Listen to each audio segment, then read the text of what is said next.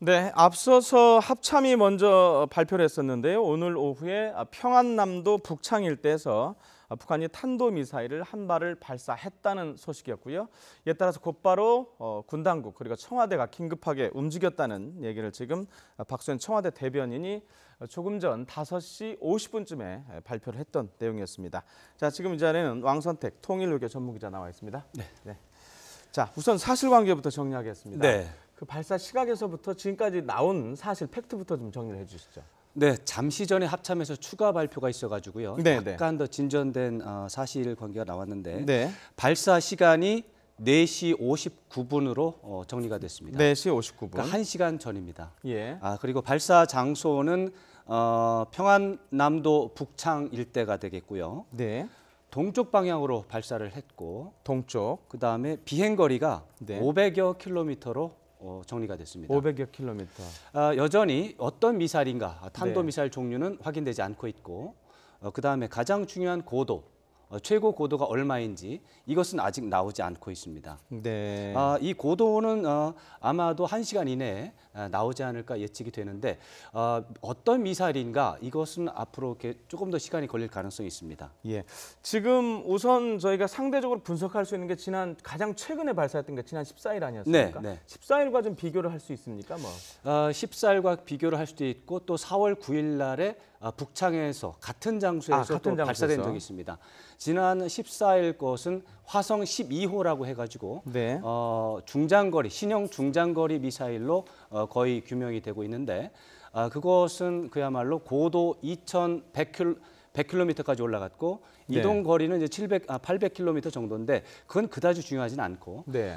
대체적으로 약 사거리가 정상적으로 쐈다면 5,000km에 해당하는 상당히 중대한 발사였다 이렇게 볼 수 있고요. 그게 이제 화성 15라는 것인데 네. 이번에 발사된 북창 평안남도 북창 일대에서 발사된 4월 9일 사례는 약간 다릅니다. 그때 사례는 네. 하늘로 솟구쳐서 71km를 비행한 다음 공중 폭발했다. 이렇게 되어 있습니다. 근데 일부러 뭐 그렇게 했다는 얘기도 있었죠. 그렇습니다. 그런 분석도 있고 추정도 있는데 네. 그것이 확정이 된 것은 아니고 네. 일단 그때 4월 9일 날에 북창에서 발사된 것은 그런 궤적이 있었다. 그런 것이기 때문에 과연 오늘 발사된 것이 지난 14일에 발사됐던 화성 12호랑 관련이 있는 것인지 아니면 북창에서 발사됐던 71km를 올라가서 공중 폭발한 그 미사일과 유사한 것인지 아니면 전혀 다른 미사일인지 이것은 앞으로 지켜봐야 되겠는데 동쪽으로 발사됐고 네. 500여 킬로미터를 비행했다. 이렇게 네. 된 것을 보면 비교적 성공한 게 아닐까 이렇게 생각을 해볼 수도 있고요. 그럼 뭐 기다려 봐야 되는 거니까. 그렇습니다. 예. 그래서 고도를 좀 봐야 되겠습니다. 고도가 얼마나 나왔는지. 예를 들어서 고도가 한 300km 정도 나왔고, 300이 네. 아니라 한 200km 미만으로 나왔다. 네. 그렇게 된다면 이건 정상적으로 발사한 것이고, 네. 이것은 중장거리 미사일도 아니고 오히려 중거리 미사일도 아니고 단거리 정도로 우리가 볼 수 있다. 그렇다면 그냥 이것은 뭐 단순 훈련 정도로. 뭐 그냥. 그 정도로도 예. 우리가 해석할 수가 있습니다. 탄도 미사일이기 때문에 이제 유엔 결의 위반이라서 문제는 되는데 화성 12호처럼 5,000km를 갈 수 있고 네, 네. 대기권 재진입도 성공했다는 평가를 받는 그런 정도는 아니다. 이렇게 우리가 판단을 할 수가 있겠습니다. 그 대기권 재진입 문제가 나왔으니까 말인데요. 네. 그 지난번에 그 화성 12호 네. 대기권 재진입 기술이 뭐 저희 국방부에서는 가능성 낮다 이렇게 얘기를 했는데 네. 뭐 일부 보도를 보면 미국에서는 재진입 기술이 이번에 확보된 거 아니냐 이런 분석도 있었단 말입니다. 사실은 그 말도 맞고 이 말도 맞습니다. 그래요? 대기권 재진입이라고 하는 것이 네. 단 하나의 어떤 기술만 가지고 평가할 수 있는 부분은 아니고 서너 가지 이상의 어떤 기준이 있고 그 기준을 다 맞추면 최고 성능을 가진 ICBM급이다라고 평가를 할 수 있는 것이고 그것이 아니고 뭐 좀 더 작은 거리 예를 들어서 ICBM급은 대개 5,500km 이상을 날아가고 네. 그런 또 마지막 떨어지는 그 속도가 마하 25 정도에 해당하는 그 정도의 엄청난 속도를 보이면 그런 정도에도 성공을 했다면은 이제 그것은 ICBM급이다 이렇게 볼 수 있는데 네. 그게 아니고 지난번엔 800km를 간 것이고 네. 최종 순간 속도가 마하 15 정도로 추정이 되고 있다고 합니다. 네. 그렇다면은 그 정도 가지고 ICBM급에 비견할 수 있는 정도는 아니죠. 그러니까 ICBM급을 기준으로 한다면 미진하다 이렇게 평가할 수 있고 네. 그러나 이것저것 다 합쳐서 어쨌든 간에 대기권에 나갔다가 네. 다시 들어오는 초보적인 단계의 재진입 기술을 가졌냐라고 물어본다면 네. 가졌다고 볼 수 있는 것이죠. 그렇게 될 수 있기 때문에 네. 그 말도 일리가 있고 이 말도 일리가 있는데 우리한테 중요한 것은 예. ICBM급을 기술을 가졌냐 안 가졌냐가 더 중요합니다. 아, 네네. 그렇죠? 예. 미국이 민감하게 반응하는 이유는 미국 본토를 때릴 수 있는 장거리 미사일 ICBM급 기술을 가졌느냐 안 가졌느냐 그걸 얘기하는 거거든요. 네. 그랬을 때 미국 과학자들이나 미국 기술자들이 얘기하는 가장 민감한 부분은 북한이 쏜 미사일이 가장 가까운 미국의 대륙은 알래스카가 될 수 있고요. 그 다음에 하와이고 그 다음에 이제 샌프란시스코입니다. 그랬을 때 알래스카까지 5,800km, 6,000km에 해당하거든요. 6,000km를 날리려면 마하 25 정도는 쏴줘야 됩니다. 그랬을 때 거기에는 해당성 없다는 얘기를 하는 것이죠. 네, 네. 자, 저 왕선택 기자 잠시 그 청와대 일단 상황을 좀 알아보고 하겠습니다. 네. 지금 박수현 대변인의 발표에 따르면은 지금 국가안전보장회의 NSC가 6시부터 지금 열리고 있을 상황인데요. 청와대 취재 기자 연결하겠습니다. 임성우 기자. 예, 청와대 춘추관입니다. 자, 청와대가 조금 전에 긴급 브리핑한 것을 저희가 이제 머리 기사로 전해드렸는데요. 좀 더 자세한 내용 좀 전해주시죠. 예, 방금 전 보신 대로 문재인 대통령이 국가안전보장회의 NSC 상임위원회를 즉시 소집하라고 지시했습니다. 박수현 청와대 대변인은 오늘 오후 북한이 불상의 발사체 한 발을 발사했다는 소식을 듣고 정의용 국가안보실장이 문 대통령에게 즉시 보고했다고 설명했습니다. 보고를 받은 문 대통령은 즉시 NSC 상임위를 즉각 소집하라고 지시했는데요. 조금 전인 오후 6시부터 외교 안보라인의 장관들이 참석한 가운데 정의용 실장 주재로 NSC 상임위가 열리고 있습니다. 박 대변인은 또 정 실장이 위기관리센터에서 현 상황을 보고받았고 필요한 조치를 지시하고 있다고 설명했습니다. 현재 문재인 대통령은 전국 구상을 위해서 내일 하루 휴가를 내고 경남 양산에 있는 사저로 가서 머물고 있는 상태입니다. 이와 관련해서 박 대변인은 필요한 정보를 모아서 종합적으로 판단한 뒤 문 대통령이 청와대로 복귀할 가능성도 있다고 말했습니다. 청와대는 NSC 상임위 개최 이후 필요할 경우 추가 결과 브리핑을 열 예정입니다. 지금까지 청와대 춘추관에서 YTN 임성호입니다. 네, 청와대 춘추관 임성호 기자였고요. 왕선택 기자와 계속 얘기 나눠보겠습니다. 네. 자, 좀 전에 그 청와대 출입 기자도 얘기를 했는데요. 대통령이 지금 양산 네. 고향에 가 있는데 사저에 가 있는데 네. 대통령이 올라올 것이냐 말 것이냐 고민이 많이 될 것 같아요. 지금 뭐 대변인도 얘기를 했지만. 네, 고민이 많이 될 것 같은데 안 오는 방안도 상당히 고민을 할 것 같습니다. 우선 예. 네, 왜 왜 그러냐? 그렇게 판단하시죠? 예. 지난해 북한이 탄도미사일을 쏜 게 한 25발을 쐈습니다.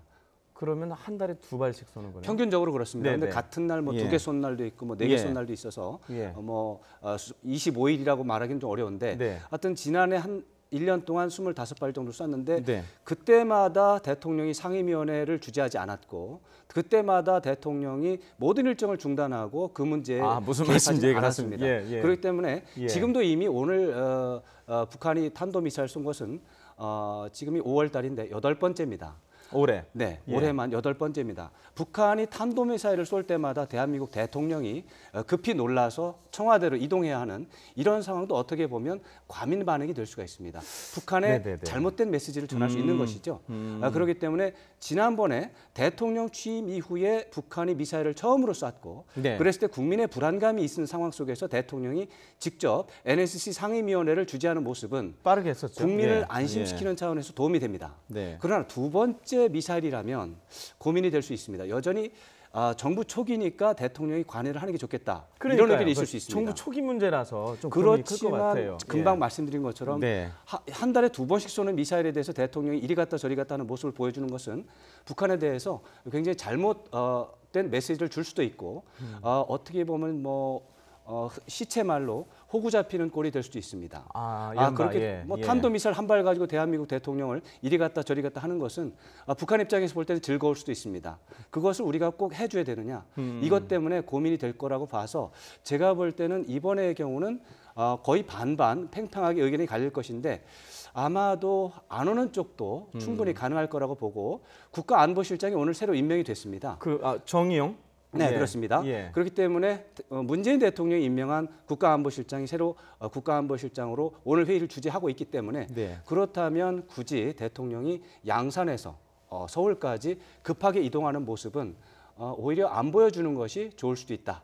그런 차원에서 저는 안 오는 쪽으로 결정할 가능성도 있겠다. 이렇게 생각을 해봅니다. 예, 지금 뭐 청와대 대변인 말에 따르면 그 판단을 할 것 같으니까요. 상황의 심각성을 봐서 올 건지 말 건지. 정말 금방 말씀인 것처럼 팽팽하게 의견이 갈릴 것 같은데 저로서는 약간 안 오는 쪽이 우세할 것 같습니다. 저 같은 경우는 취임 초기 때문에 오지 않을까 하는 생각이 우선 들더라고요. 물론이죠. 그럴 충분히 일리가 있는 얘기입니다. 네. 자, 좀 전에 말씀하시기를 이 북한에 잘못된 메시지를 이제 줄 거라는 우려를 하셨는데, 그럴 수 있습니다. 그와 관련해서 갑자기 언뜻 생각이 났는데 지금 현 정부 초기란 말입니다. 근데 북한이 벌써 두 발의 미사일을 쐈어요. 우리 지금 현 정부를 시험하는 것인지 이게 우리한테 주는 메시지인 것인지 뭐 미국한테 주는 메시지인 것인지 중국을 향한 것인지 이게 좀 헷갈립니다. 쉽지 않습니다만 저로서는 새로운 문재인 정부에 대한 테스트라고 보지는 않습니다. 그거보다는 중국에게 주는 메시지나 미국에 주는 메시지에 좀 더 무게가 더 실려 있다고 생각합니다. 북한의 입장에서 굉장히 중요한 문제는 지난 4월 초에 미중 정상회담 이후에 시진핑 중국 주석이 북핵 문제 해결에 적극적으로 나선 상황이라는 것이 최대 변수입니다. 시진핑 주석은 트럼프 미국 대통령의 적극적인 후원을 받고 북핵 문제 해결을 적극적으로 나선 상황입니다. 그래서 북한에 대해서 핵실험과 미사일 실험을 중단하기를 바란다. 대신 북한이 원하는 안보 우려 해소에 대한 문제도 중재를 해보겠다. 이렇게 제안을 하는 상황이거든요. 그런 상황 속에서 북한이 굉장히 중요한 중국의 제안을 받고 있는 상황 속에서 북한에게 유리한 상황을 만들기 위해서 중국과 물밑에서 줄다리기를 하는 상황이다. 이렇게 보고 있거든요. 그러기 때문에 이제 북한이 하는 최근의 행동은 대부분 시진핑 주석에 대한 메시지 전달로 보는 게 굉장히 정확할 거라고 생각을 하고요. 이번 미사일 발사도 어떻게 보면 중국이 가장 최근에 며칠 이내에 북한에 제안한 어떤 제안, 우리는 모르지만 그 제안에 대한 북한의 반응을 보여주는 그런 차원으로 보는 것이 저로서는 첫 번째 시나리오를 삼고 싶습니다. 두 번째 시나리오는 최근에 렉스 틸러슨 미국 국무장관이 우리 홍석현 특사를 만나서 북한에 대해 체제 보장을 한다. 미국을 믿어달라. 믿어달라는 얘기를 했죠. 미국의 입장을 믿어달라. 북한을 침공하지 않겠다. 이런 식의 얘기를 많이 했고 특히 선제 타격 그런 것들은 모든 것이 끝난 마지막 단계다. 지금은 외교 단계다. 이런 것들을 그러니까 대화의 방점을 둔 얘기를 더 많이 했었지 않습니까? 대화의 방점을 뒀다기보다는 대화와 압박을 동시에 병행하는 것이 미국의 입장이다라고 하는 것을 아주 강하게 표현을 했습니다. 이런 차원에서 렉스 틸러슨 국무장관의 발언에 대한 반응으로 볼 수 있는 그런 여지도 있습니다. 그래서 첫 번째는 중국의 물밑 접촉에 대한 북한의 반응으로 해석하는 게 가장 유력하다 이렇게 보고 두 번째로는 틸러슨 장관의 발언에 반응한 것이다 이렇게 볼 수 있고 마지막으로 남한의 문재인 정부의 출범과 관련한 메시지 전달이다 이렇게 볼 수가 있겠는데 저로서는 세 번째 가능성은 좀 낮다 이렇게 보는 것이죠. 그러면 1번과 2번 그러니까 중국과 미국이라는 건데 그걸 말로 하지 않고 미사일로 쏘고 반응을 했단 말입니다. 그럼 좋은 반응은 아니네요. 중국과의 물밑 접촉이 있고 그것은 말로 하겠죠. 말로 하는 과정 속에서 협상을 밀고 당기고 하는 과정 속에서 북한의 거부 입장이 어느 정도 강한가를 보여주는 부수적인 어떤 행동 차원에서 이런 좀 반항적인 행동을 보였을 가능성 그것을 의미하는 것이죠. 그리고 미국과는 직접적으로 현재 대화하는 것 같지는 않습니다. 틸러슨 장관이 그 한 말이 있습니다. 북한은 뒤로 돌아서 얘기하지 말고 직접 얘기하라. 이렇게 얘기한 말이 있습니다. 이 말은 북한이 최근 최선희 미주 국장을 미국의 민간 전문가들과 만나게 해서 북한의 입장을 표현한 적이 있습니다. 그런 것을 빗댄 얘기인데 그렇지만 틸러슨 장관의 말도 어떻게 보면 좀 과장된 발언이고 미국도 역시 중국의 시진핑 주석의 중재 역할에 대해서 기대를 많이 걸고 있고 그 부분을 일차적인 협상 대상의 협상 수단으로 삼고 있습니다. 그래서 그런 차원에서 볼 때 미국과는 직접적인 대화는 없고 단지 그냥 틸러슨 장관에 대한 일반적인 혐오감이라든가 거부감 이런 것들을 표현하는 것을 볼 수가 있겠는데 네. 그것보다는 역시 중국과 있을 수 있는 물밑 접촉에 대한 북한의 거친 반대 의사 표현 이런 것이 현재로서는 가장 유력한 시나리오라고 하겠습니다. 네. 관련해서 그동안 미국에 갔던 홍석현 그 대통령 특사가 오늘 들어왔어요. 네. 들어와서 뭐 공항에서 아까 뭐 하는 얘기를 저 들어봤지만 뭐 그 전에 했던 얘기가 거의 비슷한 얘기긴 하지만 네. 어떤 성과가 있었고 또 앞으로 어떻게 전망하시는지 그 부분도 좀 정리해 주시죠. 네, 홍석현 특사는 사실 뭐 미사일 지금 발사하고 관계가 없이 네. 어떻게 보면은 한미 정상회담이라고 하는 그 네. 일정을 어떻게 추진할 것인가 이것을 네. 가장 큰 임무로 삼고 갔던 것이고 네. 또 북핵 문제와 관련해서 트럼프 대통령과의 입장을 어느 정도 조율할 것인지 네. 그리고 사드 대통령에 대해서 사드 죄송합니다. 예. 사드 문제에 대해서 네. 트럼프 대통령이 여러 가지 발언을 했는데 네. 과연 진위가 무엇인지에 대해서 특사가 직접 듣는 기회. 네. 그리고 가능하다면 트럼프 대통령과 직접 면담을 하고 트럼프 대통령이 한미 동맹에 대해서 우호적인 발언을 하도록 상황을 만드는 문제 이런 것들이 홍석현 특사의 기본적인 임무였습니다. 네. 그렇게 봤을 때 이런 기본적인 임무에 대해서 미국의 정부의 반응, 트럼프 대통령의 반응은 상당히 우호적이었다 이렇게 판단할 수가 있고요. 네. 홍석현 특사는 문재인 대통령이 부탁했던 그런 미션들, 임무들은 대부분 수행을 했다 이렇게 볼 수가 있겠습니다. 네, 그 사드 말씀을 하셨으니까 그 오늘 도착한 홍석현 특사 얘기하고 또 다른 보도가 일부 있는데 네. 그 트럼프 대통령이 그 보좌관한테 화를 냈다. 왜 비용을 우리 미국이 부담하는 것처럼 그 얘기를 했느냐 네. 이런 보도가 나와서 약간 지금 헷갈립니다. 비용 부담 누가 하는 겁니까? 그거 이거? 일주일 전 얘기입니다. 지금 이제 맥마스터 보좌관하고 이제 일주일 전 그리고 어떻게 보면은 네. 그거보다 더 먼 얘기가 나중에 보도가 된 것이 사안인데 보도가 나중에 된 보도가 나중에 보도도 된 일주일 전에 된 겁니다. 예. 실제 사안은 3주일 전에 벌어진 겁니다. 화를 낸 건 3주일 전이고 예. 그게 보도된 건 일주일 전이고 지금 우리는 이제 홍석현 특사의 이제 트럼프 대통령 면담을 얘기하는 것인데 사드 비용 문제는 트럼프 대통령의 발언이 뭐 여러 가지가 있었는데 기본적인 골격은 그렇습니다.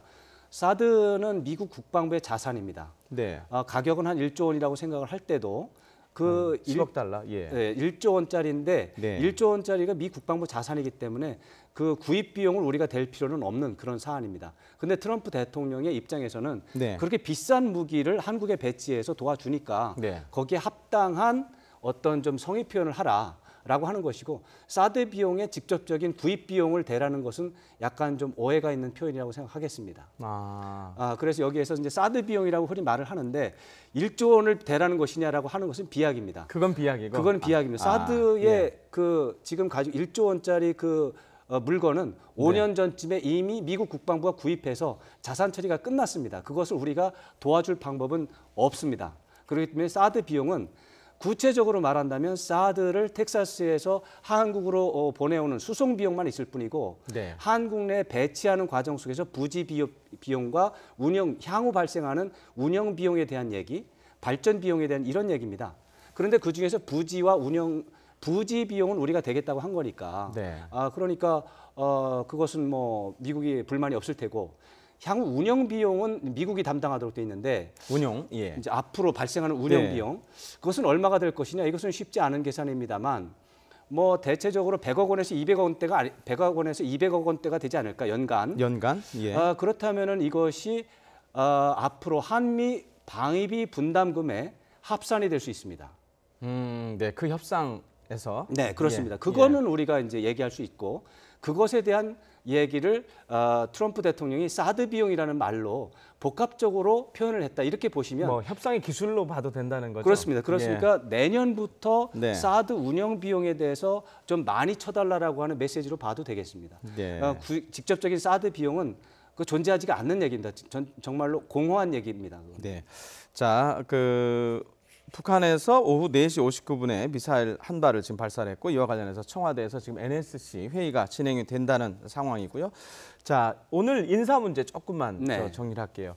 그 정의용 지금 청와대 안보실장 네, 임명되자마자 신고식이 호되네요. 네 그렇습니다. 자, 오늘 인선 어떻게 볼 수 있을까요? 저 외교안보 라인 네, 전체적으로 좀 놀란 부분도 있고 놀란 부분도 있고. 네, 예. 사실 국가안보실장이 지금 거의 외교의 사령탑이기 때문에 네. 누가 되느냐가 굉장히 중요했습니다. 네. 정의용 전 제네바 대사도 이제 문재인 대통령 캠프에서 활동을 하셨기 때문에 네. 당연히 후보군에 올라가 있었고 네. 문정인 연세대 교수도 오랫동안 문재인 대통령을 도와줬기 때문에 네. 당연히 국가안보실장 후보로 올라 있었습니다. 국민의 정부 참여정부에도 계속 관여를 했었던 또 분이잖아요. 정부에 계속적으로 예. 참여를 예. 했었고요. 예. 햇볕 정책에 대해서 가장 정확하게 알고 계신 분이고 예. 당연히 문재인 대통령 입장에서 가장 신뢰하는 외교 안보 분야 전문가가 되겠습니다. 그래서 문재인 대통령 입장에서는 아무래도 문정인 교수에 대한 선호가 좀 있었다고 알고 있는데 결과적으로 정의용 전 제네바 대사가 안보실장으로 임명이 됐거든요. 네. 그래서 이것은 정의용 대사 중심으로 가나보다 했는데 또 이어서 대통령 통일 외교 안보 특보로 그 문정인 교수와 홍석현 네. 전 중앙일보 회장을 지명한다 이렇게 네. 발표가 또 있었습니다. 대통령 통일외교 안보특보는 최근에 없었던 자리입니다. 신설한 자리입니다. 네. 그러면서 이 두 분과 함께 새 정부의 통일외교 안보 정책을 대통령과 함께 논의하고 챙겨나가겠다 이렇게 얘기를 했습니다. 아예 얘기를 했어요. 논의하겠다고 직접. 대통령과 예. 함께 정책 네. 기조를 얘기하고 챙겨나가겠다 이렇게 얘기를 한 겁니다. 네. 특보의 임무와 위상이? 위상과 역할이 예. 그냥 보조적인 수단이 아니다라는 것을 보여준 겁니다. 예전 같으면 특보 보통 그러면 이름만 특보 그랬거든요. 자문위원이라는 네. 차원에서 그냥 한 달에 한 번씩 뭐 얘기를 네. 듣는 그 정도로 생각을 할 텐데 네. 그거보다 훨씬 더 격상된 차원의 역할을 할 것이다라는 것을 이미 예고를 한 것입니다. 네. 그래서 특보의 역할이 클 것이다라고 하는 것이 이번 인선 발표에서 중요한 부분이 되겠습니다. 특보 부분 질문 하나 더 드리면 네. 조금 전에 홍석현 그러니까 미국 갔다 온 특사가 공항에서 기자들하고 생방송 인터뷰를 하는데 네. 특보 얘기를 물어보니까 자기는 전혀 모르고 있었다라는 얘기를 하는 것 같더라고요. 그렇군요. 예, 저는 그 그런- 부분을 못 들었습니다. 예, 그런 얘기를 하더라고요. 그래서 적어도 그러니까 비행기 타고 있을 시간에 발표가 되긴 했는데 네.